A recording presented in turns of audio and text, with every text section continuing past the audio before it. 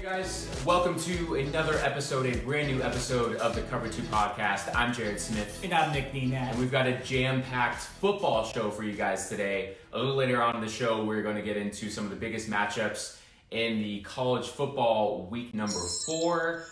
We're going to talk about some of the injuries to some Super Bowl winning quarterbacks with Ben Roethlisberger of the Steelers and Drew Brees of the Saints. But we wanted to begin the show with news that came down yesterday. The New York Giants have benched longtime starting quarterback Eli Manning, two-time Super Bowl winning quarterback Eli Manning, for their number one rookie draft pick Daniel Jones, who they took out of Duke this year. So, a lot of controversy there. Some people thinking that it was too early and that Eli Manning should have had a longer leash. But we did want to jump right into this news. Nick, what do you think about this? If you're a Giants, player right now, how are you feeling knowing that your veteran quarterback is benched and in just the third week of the NFL season, the team is moving in with their rookie quarterback? Yeah, I mean, you have to just look at it like they're doing this, for the benefit of the team. Eli Manning has been a average at best quarterback, and I mean average at best QB when I say He's two-time winning Super Bowl champion. Well, no, but recently, okay. The last, I would probably say 3 or 4 years, and even with weapons like Odell Beckham Jr. and Victor Cruz, there still has been those, there's just really sketchy moments with Eli, and it kind of seems like it's a game-to-game basis. He plays well against the Cowboys, and then stinks it up against the Bills, and that's just not the way you have to do it when your team is already not good in the first place. So I still do think it's too early. I'm a big proponent of letting the guys kind of sit behind and maybe tanking a little bit and just letting the veteran quarterback teach the young quarterback and let him, have the playbook, let him have the clipboard. But much like the Cardinals did last season with Josh Rosen, the Giants are going to throw Daniel Jones into the fire. The only good thing about this that's different from the Cardinals situation last year with Rosen, because they are very similar and it's the exact same game, is that the Giants' offensive line is definitely better than what the Cardinals had. So it's not good, but they've been playing solid this season, and that's another reason why I think you can kind of blame a little bit of this poor start with the Giants on Eli, because the offensive line have been playing better, and a lot of other offensive weapons have been performing to the best of their abilities, whereas Eli throwing bad interceptions, QB rating is not good. So they would go with Daniel Jones. I guess we'll see if he can, make a difference in this offense. I mean, here's the thing. You have the ultimate security blanket in Saquon Barkley, right? Arguably, already in just his second year, the best running back in the league compared with Ezekiel Elliott and Le'Veon Bell and Todd Gurley. He's definitely in that conversation. So when you don't have a throw or you need to play, you're more than likely going to be giving the ball to Saquon Barkley, number 26. Here's my issue with this, and I understand. I think the Giants front office said, okay, listen, we're not really going to be contending this year as far as making the playoffs, and we want to get our young rookie in there and see what he did, because he did have a good preseason, albeit against backups and guys who are probably now, sitting behind a desk or something, not playing football. But he did show some promise, and he kind of shut up some of the doubters and the naysayers who were very skeptical of the Giants taking him at number 6 overall. Here's the one thing that I would say that I don't like about this move.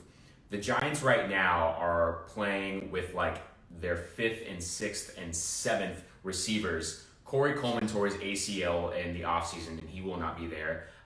They have Golden Tate, who is suspended for the first 4 games of the season, and Sterling Shepard is in concussion protocol, and he missed last week. So the Giants are without their top 3 receivers, and I think it would have been a better situation for this Giants team if they could have waited to get some of those receivers back onto the field.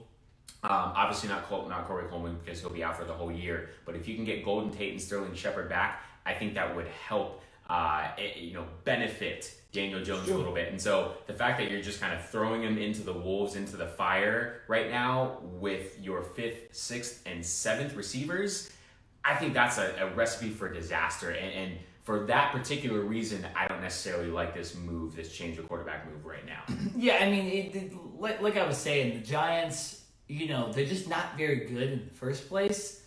So might as well just keep Eli out there and let the quarterback learn the reins. You have a coach.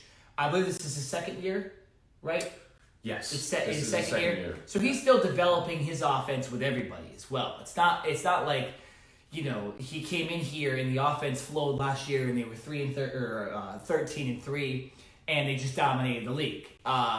They were not good last year with Eli as a QB most of the year. So, I just think, let these guys develop under the coach. Don't throw them out in the fire. Don't risk injury.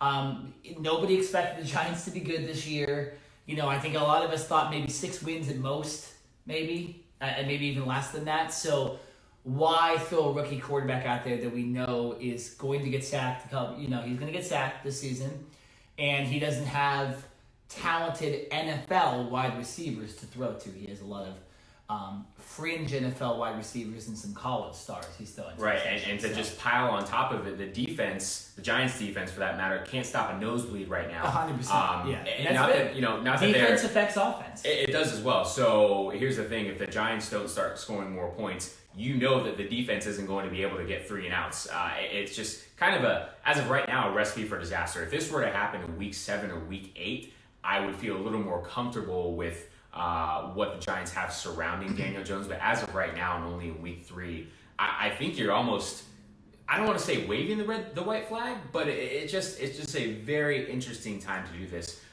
Hey, listen, as a Cowboys fan, go ahead, Giants, because I think this is only just hurting your chances. I think it's tough to say this, but I think you have a better chance right now of winning with Eli Manning. But this is the decision that they made, and the Giants will seem to move on. Now, here's the thing, also, because some people have been talking about this.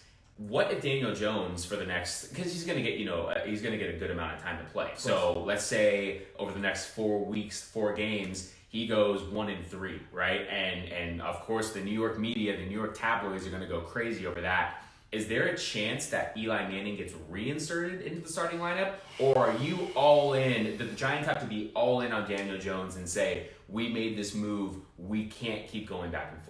I mean, here, I'm going to get back to the Giants' schedule. It's true, it's the Buccaneers' schedule. But because I want to see if they actually should go better than 1-3. You know what I'm saying? So their next 4 games, are against, they're at Buccaneers. That's a winnable game. Absolutely winnable game. Okay. Then they're versus the Redskins at home. Winnable game. Winnable game. All right. Then they're versus the Vikings. That's a loss. That's tough. And then they are at the Patriots. So don't even need to say it. That's a loss. If they go 1-3, that's I think under any circumstances, I don't even know why I had to go over the schedule. Under any circumstances, besides Daniel Jones literally pulling a Nathan Peterman and throwing 6 interceptions in the first half, or getting injured. Of course, and that's a whole different scenario. But I do not think Eli Manning should be the quarterback of the Giants anymore. I had to throw it out there because there's a possibility that Daniel Jones could stink up the joint and people are going to be calling for his head. It probably wouldn't be his fault if he does. I'm saying if the record-wise, like I said, unless he physically fumbles the ball twice a game, throws 4 interceptions, clearly doesn't know how to be an NFL quarterback, then you have to reevaluate. But it has to be something crazy like that because you don't want to just ruin the guy's confidence if he just... It's bad O-line play, it's bad wide receivers, and they're just stopping Saquon because they know what's going on. That's not Daniel Jones' fault. That's the GM's fault for not building a good roster, trading too many guys away, and stuff like that. You know what I'm saying? Daniel Jones has already fumbled once in his professional career in a regular season game, week 1 against the Cowboys when it was a blowout, and they did put Daniel Jones in. I'm just saying, he has technically fumbled already. It's on the stats. It's on the stats, and he's technically fumbled. So, but let's transition now into 2 quarterbacks who are injured, 2 Super Bowl winning quarterbacks who are injured for their teams, and it has completely changed the direction of those teams. Let's start in the NFC with the Saints and Drew Brees, and a huge matchup this past weekend when the Saints traveled to LA to face off against the Rams. It was definitely the game of the week. Everyone was looking forward to it. And in the first quarter, I believe it was the second possession of the game, Aaron Donald broke through the line, and he was very close to sacking Drew Brees. Drew Brees was able to throw the ball away, and Drew Brees hit Aaron Donald's hand, and therefore he ended up tearing a few ligaments in his thumb. You saw him on the sidelines. He wrapped up his hand, and everyone was wondering whether he was going to be able to come back into the game or not, and he wasn't even able to grip a football. Drew Brees is one of the toughest quarterbacks in the league. We know what he's been through, and the fact that he was not even touching a football was kind of a very tall telling sign. Well, yes. Nick, the Saints are now turning to Teddy Bridgewater, as Drew Brees will be out for anywhere from 6 to 8 weeks as he goes and has surgery. How does this affect the Saints? Do you think that the Saints can, keep their heads above water until Drew Brees comes back? We know that the Buccaneers and the Panthers in the same division are not very good. And we did see the Falcons beat the Eagles Falcons are on not Sunday night. Yeah. But, because of the maybe weaker division, do you think that the Saints still have a chance to win this division? I win the division is going to be tough because I think it depends. If Drew Brees can come back in 6 weeks, 5 weeks, something like that, I think absolutely. If he's coming back in 8 weeks, which I believe is 7 games because they have a bye in there, Teddy Bridgewater is an okay quarterback. Okay, he's definitely a backup quarterback. Listen, Teddy Bridgewater was a Pro Bowl player but 3 years ago. That was before he hurt his knee, though. And I think a lot of his confidence still isn't there. Maybe this can do him well with Sean Payton, Alvin Kamara, and Michael Thomas. This is a completely different situation, by the way, that we're just talking about with Giants. It's Teddy Bridgewater set for success. Yeah, right. The offensive line isn't the best, and it's not as good as it has been in the past. Max Unger retired in the offseason, right. Stuff like that. But, Michael Thomas is potentially the best wide receiver in the game. Alvin Kamara, in my opinion, is top 5 running back. You have Jared Cook at tight end, exactly. who had a career year last year. Very solid. Very solid tight end. Yeah, you're right. There are definitely a lot of weapons on and the then offense. Sean Payton is head coach. The defense playing better. Teddy Bridgewater has a chance. Winning the division, I don't know. Looking at their schedule really quickly, the tough matchup at Seattle. Then they play Dallas. Right, then you got Tampa Bay, but the tough defense in Jacksonville next week. Chicago, Arizona is I think, impressing some teams with their defensive play, or maybe just impressing a Cardinals fan. I don't know. A little homer bias there, but it's okay. We'll let that slide. We'll let it slide. But so you look at the next couple games and the games that Drew Brees is supposed to miss.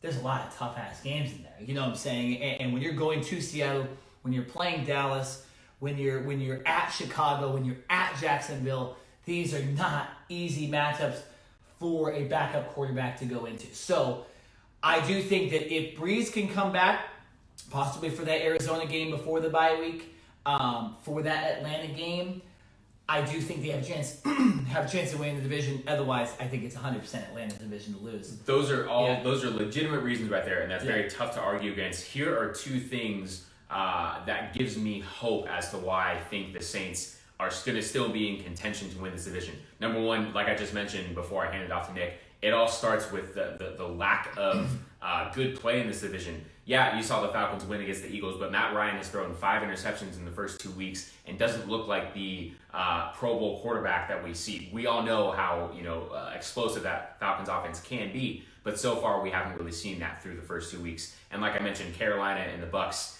they're basically both non-existent. So for that just alone, I think that the Saints have a legitimate shot. Here's the other thing. When Teddy Bridgewater went into this game against the Rams last week, the entire game plan was set around Drew Brees being that starting quarterback. So all the play calls, everything that they had installed for that offensive game plan was for Drew Brees. It was not for Teddy Bridgewater, right? Teddy Bridgewater is not the pure passing quarterback that Drew Brees is. He uses more of his legs, a lot more bootlegs and rollouts and that type of thing. So I think with a full week of preparation, the Saints will be able to kind of have a different type of offense that better suits Teddy Bridgewater. And I think you're going to see them be a lot more efficient in the next couple of weeks. This is 2 tough defenses to face while you're getting used to the That's offense, true. right? I just think with a full week of preparation and knowing what Teddy Bridgewater's strengths are, I think they're going to be able to put some different types of play calls in to make that offense flow a little better. Plus, you have Alvin Kamara and Michael Thomas and Jared Cook. I think this team will at least put up some more points and not look as lethargic as they did in last week's game, which gives me hope. I'm not saying that they're going to go. It's always tough too when you're on the road. It's a good crowd. You're playing one of the best teams in the league, and in the middle of the game, your backup has to come in. I don't think any backup should just come in and win a game for a team. Besides Nick Foles, but you know what I'm saying? Like, you lose your Hall of Fame quarterback in the middle of one of the biggest games of your season. The offense is going to look a little off because you are going from a pure pocket passer to a now running quarterback. That's going to, it's not, you've been doing one game plan the whole time against a tough team, against one of the best defenses in the league, and then you have to switch it up. I don't mind it. But I do agree with you. I do think that, they have some time. They know Teddy Bridgewater. He's been on the team for, I believe, a full year now, right? I think he may even came over the year before that. It's been almost 2 years, I believe. Exactly. So they know Teddy Bridgewater. They should come with a game plan. I'm just saying, to have to face Jadeveon Clowney and Bobby Wagner in the first game, to have to face the Dallas defense, who has a lot of stars on that team, that's not. I'm gonna say this: if they can go 500, let's say they go 4-4 or 3-3, I think that's a huge win for this team, right? Because I think this division is so weak. And even if Atlanta, when Drew Brees comes back, if Atlanta is up by a game or two in the division, you get Drew Brees back.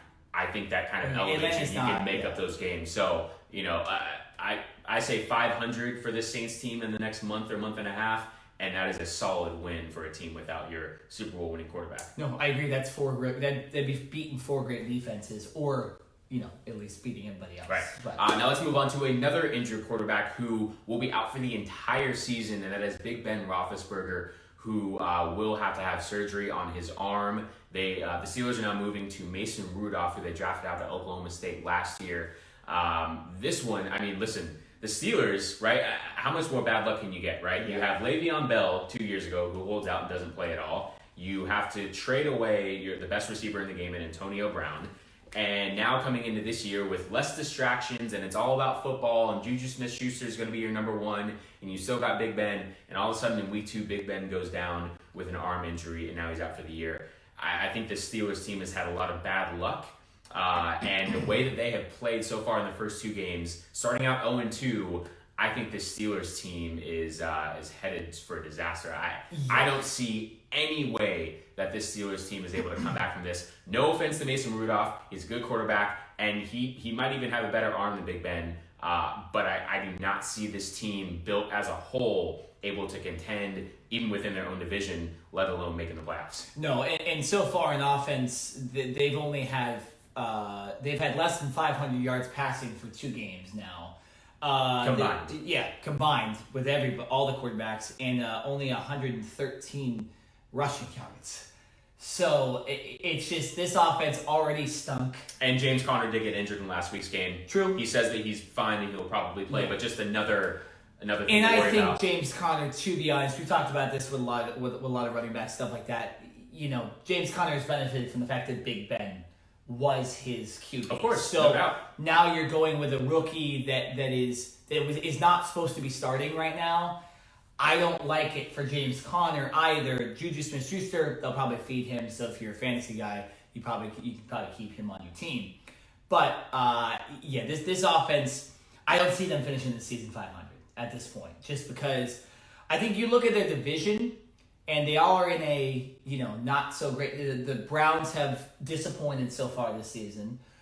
The Ravens are awesome. The Ravens are the class of that Yeah, division. the Ravens are awesome, and the Bengals are not very good. So, Steelers technically could still get some wins even in their own division, but they're not. They're not going to win the division. The Ravens will. I'll say that right now. Lamar Jackson and that offense is flowing really well, and they have a good defense. Right.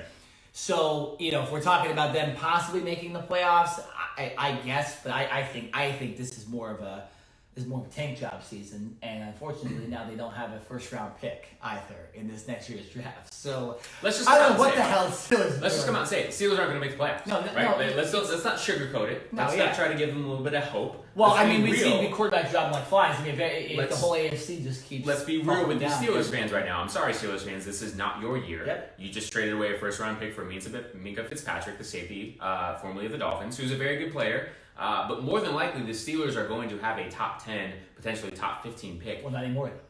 Well, that was now going to Charlton. Yeah. So you now don't even get the benefit of retooling your team with a high pick next year. There's a lot of issues going on. And listen, I want to move on and talk a little bit more about Big Ben because I think we're wasting our time talking about the Steelers. No offense. With Big Ben, right, he has 2 more years left on his contract, and he came out and he said that he wants to fulfill that obligation and still be the Steelers' starting quarterback moving forward. I'm taking that with a grain of salt, right? Obviously, Big Ben is up there in age. He's in his late 30s. He's had a plethora of injuries throughout his career, multiple surgeries, and the dude, he just looks wind out. I mean, he was thinking about retiring last offseason, right? So it's already in his mind that he's thought about it. I remember what I said about Andrew Luck, too. Andrew Luck made mention during his press conference, his retirement press conference, that he had thought about this years prior. So you start thinking, I'm not saying that he doesn't work hard or he doesn't practice hard. I'm sure he does, but the fact that that's already in your mind and it's in the back of your head, I think that's something that is a legit question or a legit reason, as to why this could be Ben Roethlisberger's last season as an NFL quarterback with the Pittsburgh Steelers. Do you agree? And I think you look at it, and it wouldn't even be, I think, his own choice. I think his arm injury. His body would tell him, hey, this is a baseball injury he has. He's potentially going to have Tommy John surgery, which I don't believe has ever happened to an NFL quarterback, or at least a good. Not to my knowledge. Yeah, so normally for baseball, Tommy John surgery is a year and a half. And it usually ends up just being 2 years because there's no reason to bring a guy back, usually during the middle or the end of the season. So, 2 years left on his contract, injury that potentially takes him out for 2 years. I don't know if the Steelers want to just re-up with a guy that just had the worst injury you could possibly have to your elbow, which is the arm you throw with. It's not looking good for Big Ben. I hope we see him on a football field, but until we have a timetable of how long this injury is going to go, I don't think we're going to see Big Ben on the field again. And that's sad because Big Ben's one of my favorite quarterbacks.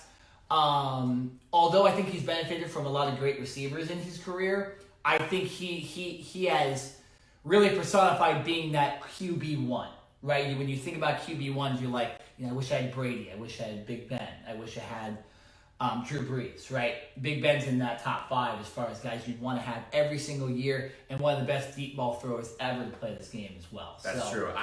I think it's almost time to pull the plug, and say, listen, you've won 2 Super Bowls. He's banged up You've too. proven your toughness by playing throughout multiple injuries. Obviously, we know that there are multiple surgeries and multiple setbacks, but you don't have anything else to prove. You've made your money, right? I don't think he owes anything else to the Steelers organization after bringing 2 Super Bowls with his tenure there. And I think it may be tough, right? And Tony Romo had to do the same thing a couple years ago, albeit he never won a Super Bowl with the Cowboys, but he got injured in the preseason, and they then handed the reins over to Dak Prescott. Who knows? I'm not saying Mason Rudolph will be as good, but this could be a situation where you transition into your next quarterback of the future, hopefully. And if you're the Steelers, you have to hope that Mason Rudolph is your franchise quarterback, because like we just mentioned, with the Steelers not having that first round draft pick this year and it potentially being in the top 10, there are a few quarterbacks coming out this year that could be franchise guys, right? And the Steelers will not really have an opportunity There's at least 2 to go up and grab one of those guys. So this Mason Rudolph has to make this work. And I think if you're the Steelers, you have to bite the bullet and just say, listen, we're going to move on with the mindset that Mason Rudolph is the quarterback moving forward. I agree. And it's not, you don't have to say Big Ben's not our quarterback anymore, but you have to start game planning. Let's go to Mason Rudolph's strengths, and hell, if we get Big Ben back, then that's just plus. We just got a Hall of Fame. You can't sit there and bank on Big Ben coming back with all the injuries, the fact that he's older. Listen, Tom Brady is just a freak of nature and one of a kind. I don't even know if he's human anymore, because at the age of 42, it seems like he's the only quarterback that is able to keep up and not get injured like some of these other guys are. So lots of injuries going around. I mean, obviously Nick Foles got injured in week 1 as well.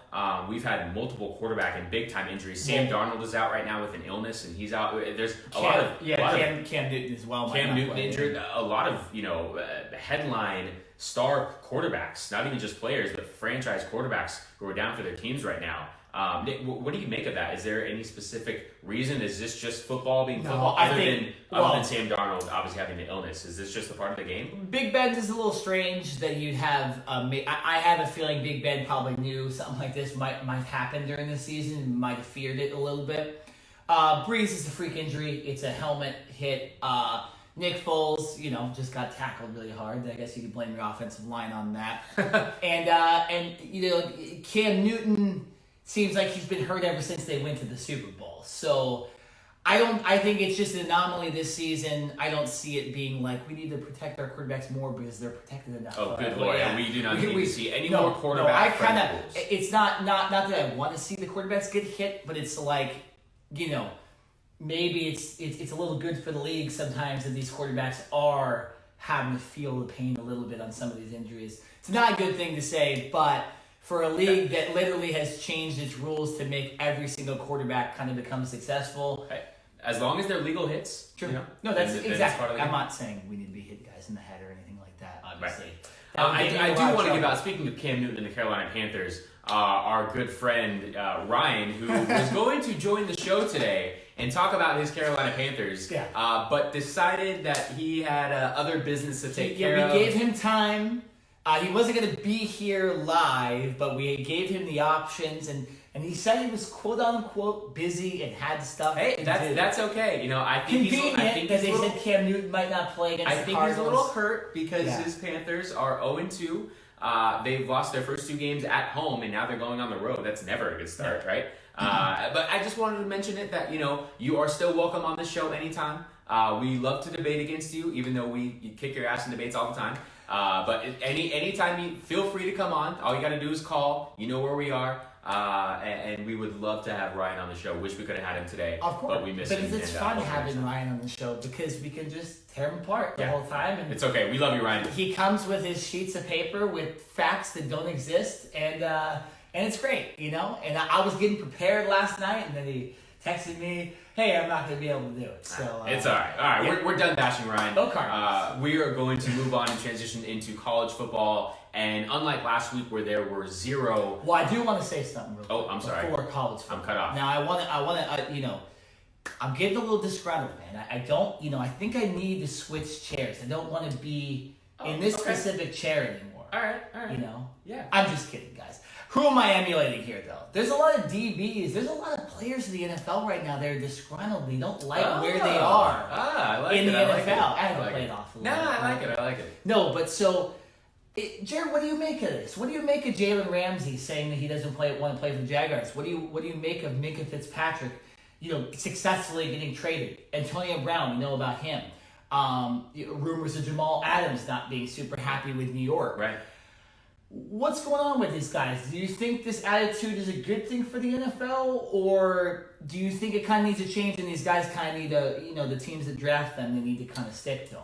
This is not a good thing for the NFL at all, right? The NFL, of the 4 major professional sports that we have here in America, I would say that the NFL is the most controlling as far as the owners have so much control over these players, and the fact that these players do not have guaranteed contracts and owners can let go of a player or trade a player and not have to feel the brunt of that entire contract from a monetary standpoint, Yes. right? So I think players are trying to, take a stand and put their foot down, just like you're seeing in the NBA, where NBA players are literally saying, "Hey, I'm not going to play for you anymore." Like Anthony Davis, for example, putting it out there on social media and everywhere for the public to see.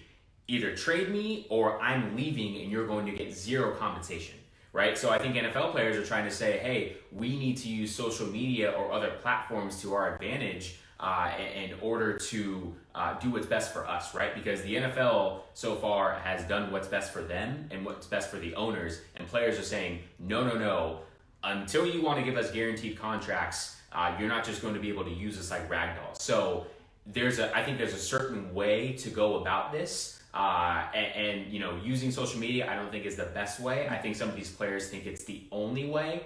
And it really depends on where each individual player is with that organization, right? So I think if a player has a good relationship with the organization, that player should be able to go behind the scenes and speak with the owner or the general manager or whoever is in charge of doing trades and say, hey, listen, man, from man-to-man talk, I'm not happy with the situation. Is there any way you can get me out of here, right? As opposed to being an Antonio Brown and just filming your head coach or wearing a mink coat on the sideline or just putting it out on social media that he doesn't want to be there without necessarily going to the team first and trying to be respectful. So I think there's a specific way that this can be handled. I do like the players having more leverage and having more strength in these types of negotiations. But I definitely think there's a certain way to go about it. And if you go about it the wrong way, I think that's just more leverage for the NFL and for these teams to not have to trade you. Yeah, and there's some goods and bads in this too. I think, with the Miami Dolphins and Minkah Fitzpatrick, that is just, what they've been outscored, like 110-13 or something the first 2 years. A guy that has put his work in so far for the Dolphins, and to build a roster like that, and just to be, let out to the wolves, I can understand Minkah Fitzpatrick wanting to leave that team. Jalen Ramsey, not so much. You're on one of the best defenses in the NFL. Unfortunately, your starting quarterback that they threw $100 million to got hurt. That's not the coaching staff's fault. That's not the GM's fault. So I just think, now there's probably issues on the defense itself. Jalen Ramsey is an outspoken player too. These guys tend to do this kind of stuff. Odell Beckham Jr., Antonio Brown, even Patrick Peterson has done it in the past. Richard Sherman, guys like this. But I just, there's goods and bads. I think it's not good that this trend is starting because I think, the fans themselves, you never really know who's on your side now. And it's I get guys want to be happy, but, a team that took a draft pick for you, he's still paying you millions of dollars. Wait it out. And Jalen Ramsey does deserve money, and Jacksonville should pay him sooner rather than later. But let's not just be asking for trades when your team doesn't perform the first 2 games of the season, right? It's different in Miami because they're literally getting blown out like they're a D2 team playing a D1 college team. But I just think, the Jaguars are still set up for somewhat success. Their QB got hurt. You never really can do that. AB, that was obviously ridiculous, all the stuff he did. And then even tackle Charlton now for Dallas, who they're set up for potentially a Super Bowl run, and he's not getting what he wants, and now he's saying he wants to leave too. So it's just, it's kind of annoying a little bit. Every situation is different. Yeah. And with Jalen Ramsey specifically, I think there's multiple ways you can go with this, right? You can be on the team side that says, listen, you've been with us for going on your 4th year now. Yeah. We understand that you are one of, if not the best cornerback in the league, and you're going to get paid. And they went out this offseason, like you mentioned, and signed Nick Foles, a Super Bowl winning quarterback, to a $100 million contract to finally say, okay, we are going to give some life to this offense after the Blake Bortles experience did not work. If you're on Jalen Ramsey's side, you can make the argument that, hey, listen, I've been here for 4 years, and we've only had one legitimate winning season where we went to the AFC Championship game and lost to the New England Patriots. Other than that, the other 2 years, they have stunk up the joint and been anything but relevant. So if you're Jalen Ramsey, I think he's saying, I'm tired of the inconsistency, and I've proven that I'm not only a great cornerback, but I've been here for 3 years, okay? It's not like this is just my first year and I'm asking to leave.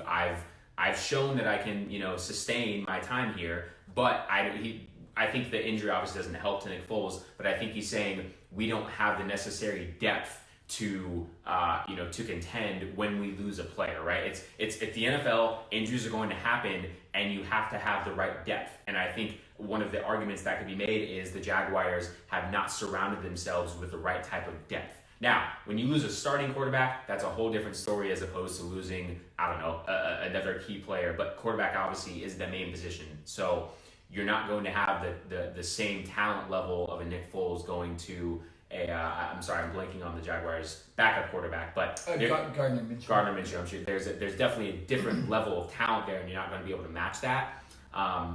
So I'm kind of on the fence on this one, right? You can go with the team and say, we've tried with bringing in a quarterback, or you can be on Jalen Ramsey's side and say, I've been here going on my 4th year and we've only had one legitimate season. I think there's two. Yeah, that's an interesting point you make there because that one legitimate season almost ended up being a Super Bowl as well. It did. But I think his first year drafted, did you really expect to, what I'm saying? The Jacksonville Jaguars were kind of the joke of the NFL, along with the Cleveland Browns for a while.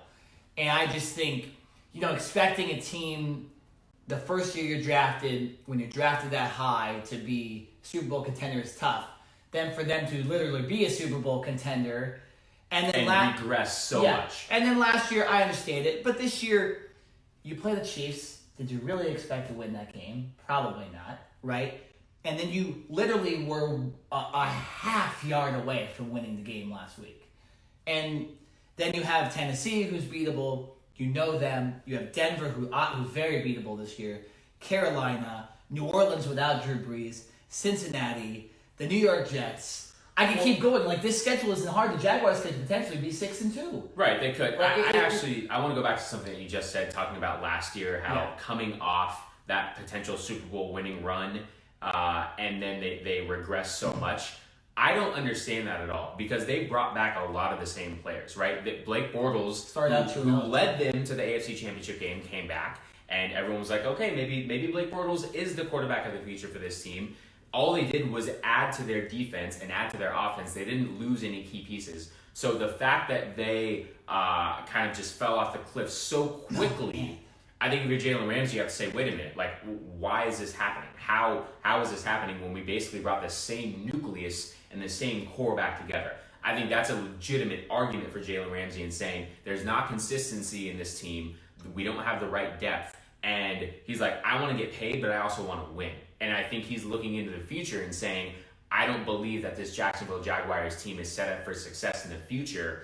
Therefore, yes, I want to get paid, but I want to get paid on a team that is looking upward. True. So if that is his argument, and that would be my argument if I'm Jalen Ramsey, that's something that I can get behind, and a reason why I see him asking for a trade. And we talked about a lot of guys with this, but Jalen Ramsey obviously is the best player that is saying, he's potentially the best corner in the league. I think he is. I don't even think it's a question. Exactly. So you're talking about literally the best player at a position saying, I want to go somewhere else. So that's, all these NFL teams go, wait, what? You want to go somewhere else? Okay, let's, we talked about, the Steelers giving up a first-round pick for Minkah Fitzpatrick, which I think we both agree might be a little too much. What the hell are you going to give for Jalen Ramsey, right? Because I even think, in some ways, cornerback is a little more important than safety. It is. In some ways, it is. No, exactly. And we heard when Patrick Peterson was asking to get traded last year, there was potentially 2 first-round picks on the line. So who's giving that up? I don't know. So here's the other argument to that. If you're a team trading for Jalen Ramsey, you also have to remember this. You're not only going to have to give up at least a first-round pick, but Jalen Ramsey is coming up on the 4th year of his contract. So you're not going to be able to have, unlike Minkah Fitzpatrick, who has potentially 3 years left on his rookie deal, so you're only paying him like a base salary of $2 or $3 million, which is very, very cheap for an NFL player.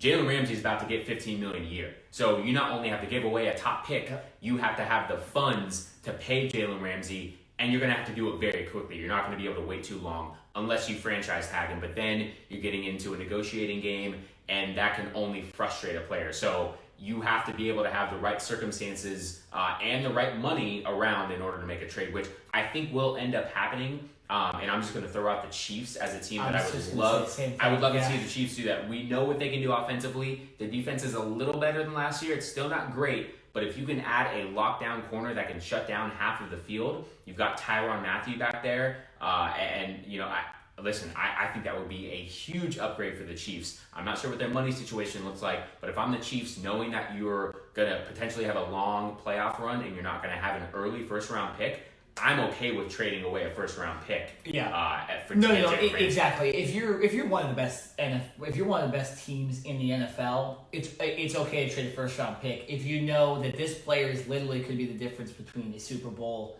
and not a Super Bowl. If I'm the Chiefs, I'm doing almost whatever I can. Look, for example, look what the Rams did last year. They traded for Marcus Peters, who is one of the best cornerbacks in the league, and they made it to the Super Bowl and only gave up 10, 13 points to the Patriots. So that ended up being somewhat successful. But you didn't win the Super Bowl, but you still held the New England Patriots and Bill Belichick and Tom Brady to 13 points in that Super Bowl to the help of Marcus Peters. You know what I'm saying? So it is well worth it. And yes, as two NFC fans, go to the AFC. Jalen, stay out of the NFC. He's currently in the AFC, so keep him in the AFC. Yeah, exactly. That's keep true. him in the AFC. That's exactly good point. Yeah, but yeah. No New England, please.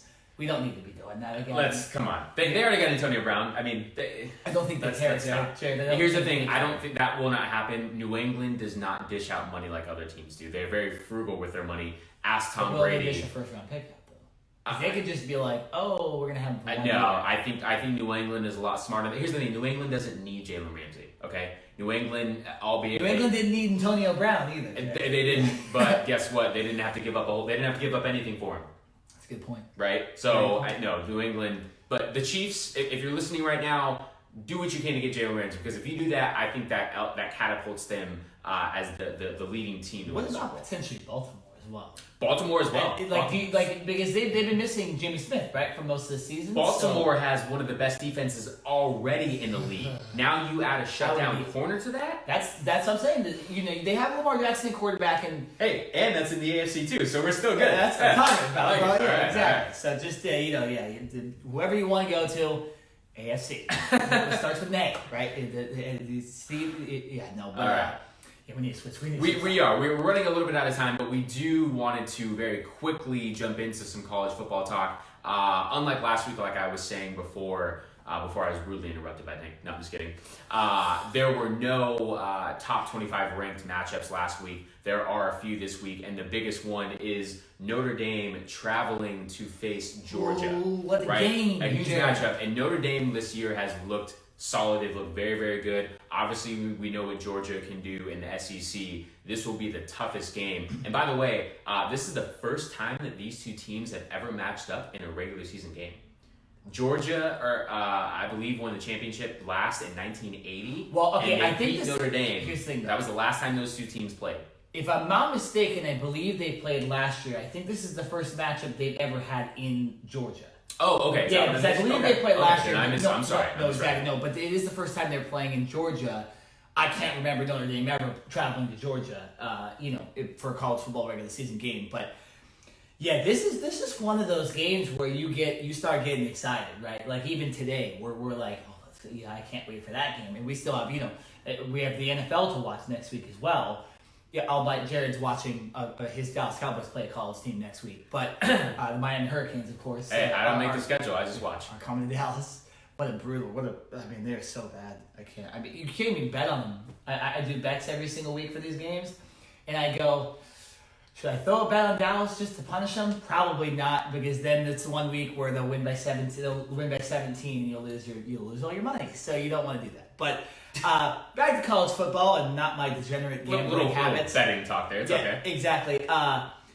This has major college football playoff implications. The winner of this game has such a huge leg up in determining when you get to the nitty gritty of who the four teams are going to be.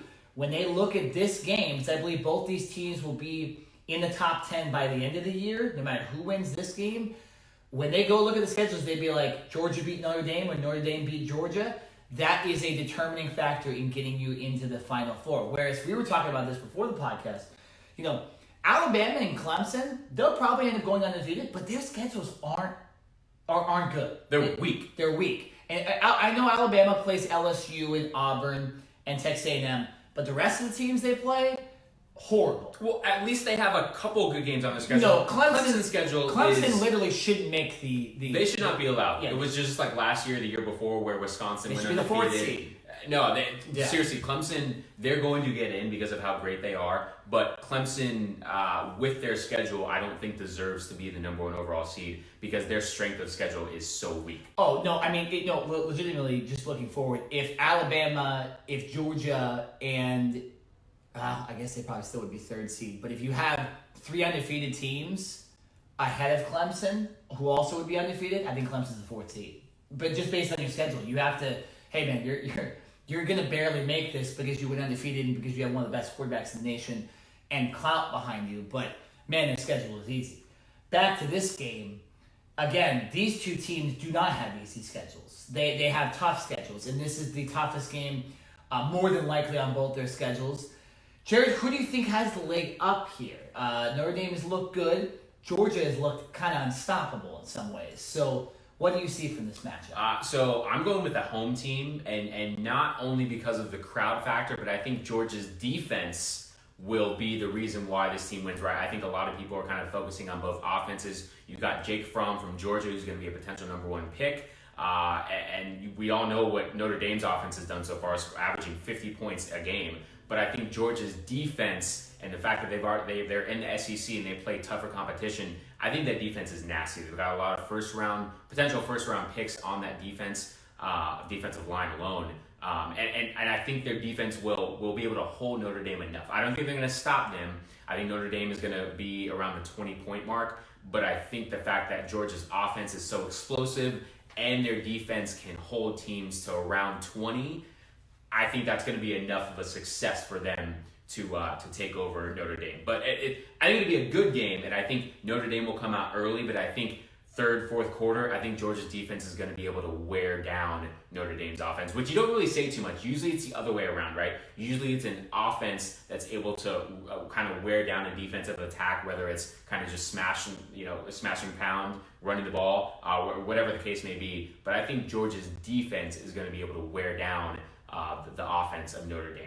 No, and the big thing about Georgia is not only do they have a good defense, they have a good rushing game. They have one of the best running backs, if not the best running back in college football, DeAndre Swift.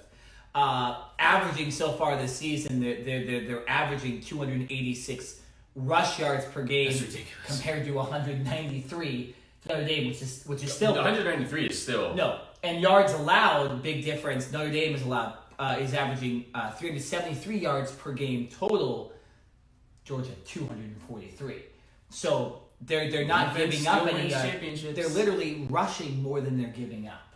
That's ridiculous. Now, albeit their opponents have been super good, but Georgia, they are the class of potentially all of college football. They might be the best team in college football. So, looking at this, I'm going to pick Notre Dame. You're going to pick Notre Dame. Sorry, excuse me, picking Georgia. Oh, I was like, yeah, no, I'm not going to. Okay, all right. Usually, I'm not going to pick Notre Dame, having some USC roots in my family. But I'll say this though, the spread right now is -14.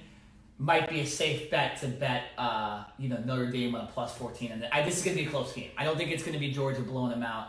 This will be a close game, but I do think that rushing attack, that defense, like you said, will wear down Notre Dame, period. And they will eventually find a way to win. But I think it will be less than 2 touchdowns. So, talking about the college football playoff, does this game mean more to Notre Dame or more to Georgia?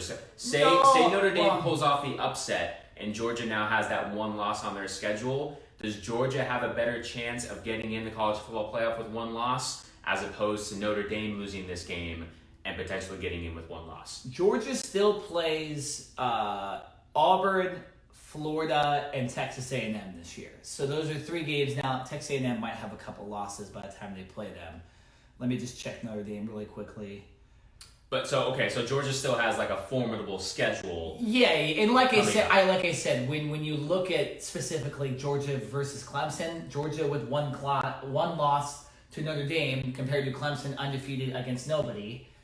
I think Georgia still deserves to be in that Final Four. That's still I agree. I can't argue with that. That's still very comparable. And we're looking at Notre Dame's schedule. Notre Dame, they have Virginia, who's ranked next week. They also have USC, it's a rivalry game. I know it's USC is not very good. That's all. Yeah. And they still have Michigan, but so this would be if Notre Dame is able to pull this upset out.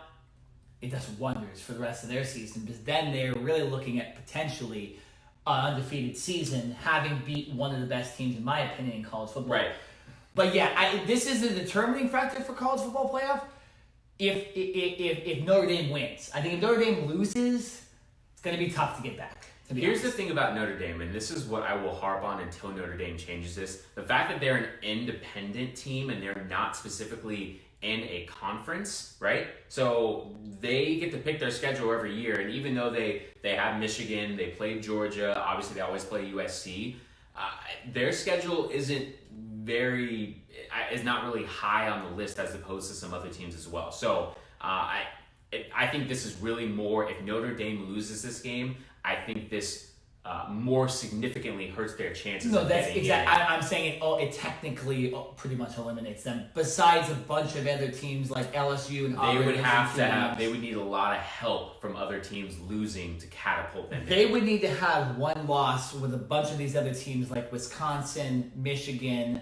Who am I forgetting in this? LSU, Auburn having 2 losses. But even that, you're looking at Ohio State probably more than likely having 1 loss. And so, like I'm saying, if Georgia loses this game, I don't like to say it, but they probably still have a chance. Notre Dame loses, it's going to be extremely tough, especially they're only ranked 7 right now, not even in the college playoff right now. You lose a game to a top team. Number one, it proves you're not as good as that team, and then number 2, you're back in the tens. That's right. So I think we both have Georgia winning this game. Absolutely. But you think the spread? I think it's gonna be close. I think it will be less than 2 touchdowns. I think it's like a 10-point win max.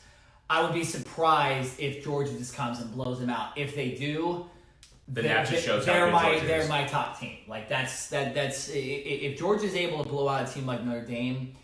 Looking at the rest of their schedule, they should mow through them, and they will be formidable opponents to both Clemson and Alabama, no matter who their quarterbacks are. There you go. You have it there. Well, we are out of time on today's show. Thank you for joining us. A lot of football talk, a lot of injuries in the NFL, and obviously some better matchups in college football as opposed to last week. You just heard it. Nick and I are both picking Georgia to beat Notre Dame at home and continue their way to the college football championship.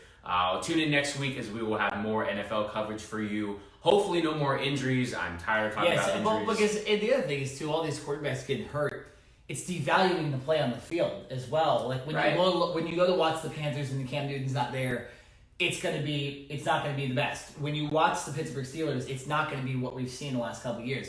And New Orleans, who's one of the most fun offenses to watch, is now going to turn into sort of a normal looking offense now with Teddy Bridgewater. So. Right. You know, A lot more mediocre play in the NFL, at least for the next few weeks, until we can get some of these players back. But not mediocre talk here, as we are always on point. But for today's show, that is it. Thank you for joining us. Tune in to YouTube, Facebook. We will have all of our coverage up shortly for you guys. But for today, I'm Jared Smith. I'm Nick Nenad. And this has been the Cover 2 Podcast. We'll see you guys next week.